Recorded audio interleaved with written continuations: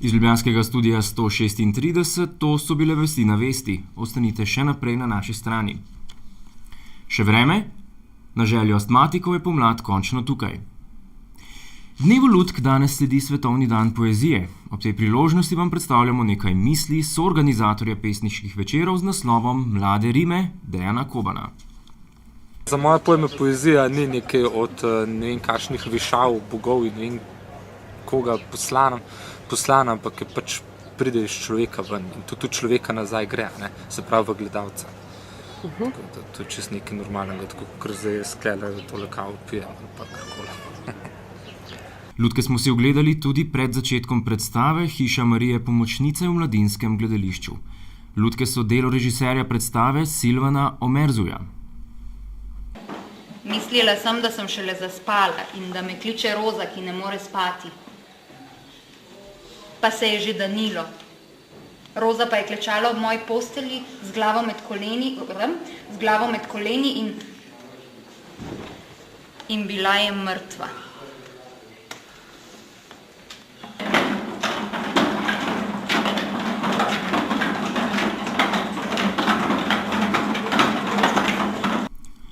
Ob svetovnem dnevu lutk je vsevedna žaba iz predstave Trnuljčica vsem zaželela en vesel lutkarski praznik in prvi pomladni dan. Za nas jo je animirala Jelena Sitar-Cvetko, umetniški vodja Lutkovnega gledališča Ljubljana. Ja, to je ena čarobna žaba, ki že vse ve naprej, kaj se bo vse zgodilo in kaj se ne bo zgodilo. In pravzaprav ve več kot vsi ljudje. Tako kot sicer lutke vejo več kot vsi ljudje, ne? In žaba vam želi en vesel lutkarski praznik in prvi pomladanski dan. Slovenija, Slovenija, Slovenija, kulturac. Udeležili smo se akcije Varstvo dvoživk v Krajinskem parku Tivoli, Rožnik in Šišenski hrib. Ker množica povoženih žab na cestah lahko privede do uničenja cele populacije dvoživk, se tudi pri nas že najdejo prostovoljci, ki tem koristnim dvoživkam pomagajo. Če ste se kdaj sprašvali, zakaj je ta zelena, majhna, nizka igralca nasproti živalskega vrta ob večni poti v Ljubljani, se takole vije skozi ob cesti, je odgovor zelo preprost. Evo, tukaj ga je. Tukaj je odgovor. Poležo, ja. Mislim, kdo bo žrtvo. Žrebali boste. Zdaj si gledaj, mogoče kaj. To je zdaj kao ona. V tem času se v bistvu žabe in druge dvoživke selijo od zimskih prizemljališč v letna in dostikrat, ker imamo v bistvu Slovenci tako infrastrukturo urejeno, ravno to pot v bistvu sekajo ceste. In zato smo razni ljubitelji živali, pa tudi strokovnjaki ali pa amaterji, herpetologi, letos kar množično po celi Sloveniji stopili v akcijo in v bistvu pomagamo tem dvoživkam na pot in jih prenašamo z ene strani ceste na drugo. O aferi Sova in podobnih rečeh, komentar dneva, Miro Petek. Pozdravljeni. Politika so dejstva, politika so tudi mnenja. Dejstvo je, da predsednik parlamentarne komisije za nadzor tajnih služb, dr. Pavel Gantar, niti po 3 mesecih ni uvrstil na dnevni red osnutek poročila o domnevnem dogovarjanju med Janšo in Sanaderjem v Piranskem zalivu. Sova je bila afera, Sova je bila škandal in ljudje imajo pravico zvedeti, kaj se je dogajalo leta 2004. Politika pa so tudi stališča in mnenja in moje mnenje je, da si opozicija več ne želi, da bi to poročilo obravnavali in da bi stališča ter sklepi postali javni. Sovo bo opozicija očitno potisnila v pozabo, ponovno pa bodo odprli priljubljeno trgovino z orožjem. Trgovino, v kateri se bo spet prodajala stara in že ponošena šara, ki jo le še redko kdo kupi.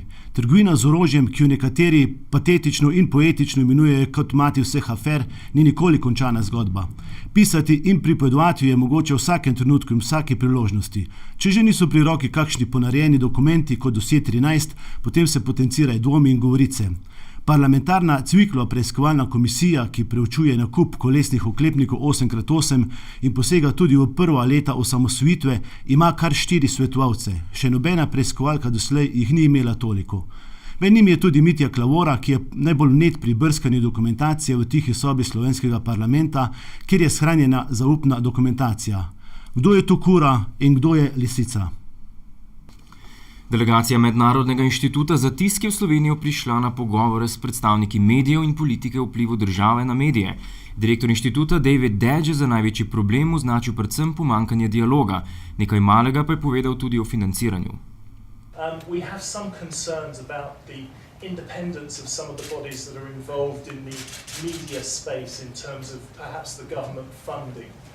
I actually feel that there is a cascade effect in terms of government funding going into funds that actually then fund companies which in turn may well have media holdings. Slovenska vlada je pri Hrvaški protestirala, ker predstavnica sklada kmetijskih zemljišč ni mogla obiskati Joška Jorasa. Ob napovedanem obisku direktorja sklada pri Jošku Jorasu smo tiskovnega predstavnika vlade Valentina Hajdinjaka vprašali, ali ga namerava slovenska policija zaščititi. Glede na odgovor ni nenavadno, da se je direktor sklada kasneje premislil. Kaj se bo jutri zgodilo, ne vem. Ali bo šla slovenska policija z njim vprašati slovensko policijo? Ali ministra Mateja? Vlada je sprejela predlog, po katerem se bo minimalna plača s 1. marcem zvišala za 28 evrov. Predlog sprememb zakona bo poslala v Državni zbor za obravnavo po nujnem postopku. Ministrica za delo, družino in socialne zadeve Marjeta Cotman je takole predstavila vladno odločitev. Pazljivo glejte, čarobno je. Vlada je s tem izpolnila še tretji ukrep. Prvo je pristopila k izboljšanju položaja upokojencev z zakonom o varstvenem dodatku, potem spremembo zakona o družinskih prejemkih v zvezi z otroškimi dodatki, z dohodninsko zakonodajo in sedaj še za minimalno plačo. Hvala lepa. Toliko na kratko z naše strani, točno vprašanje za ministrico. Vprašanje ni, ministrica, hvala lepa. Ljubljano je na uradni obisk prišel predsednik poljske vlade Donald Trump. Tusk. Slovenskim premierjem Janezom Janšo sta v pogovorih posebno pozornost namenila Lizbonski pogodbi, krizi na Balkanu ter odnosih EU z Rusijo in širitvi NATO. Podpiramo to širitev in tako Slovenija kot Poljska podpirata tudi vključitev držav na vzhodu, še posebej Ukrajino, tudi Gruzije v pripravljalne načrte za članstvo v NATO. In kljub temu naj bi s takimi cenami vinjet pobrali uporabnikom avtocest še več denarja.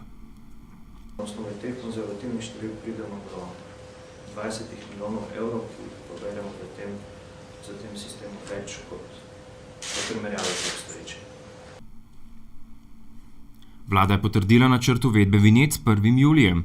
Cena letne vinjete bo 55 evrov, polletne pa 35 evrov.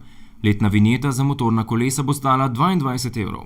Prometni minister Radovan Žerjav je takole predstavil novo vladno ponudbo. Glejte, napeto je.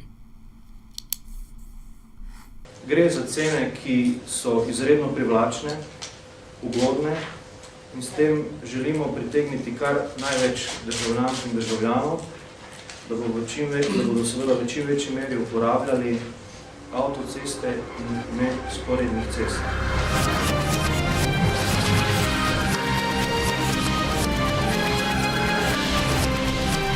Iz ljubljanskega studia 136, to so vesti na vesti.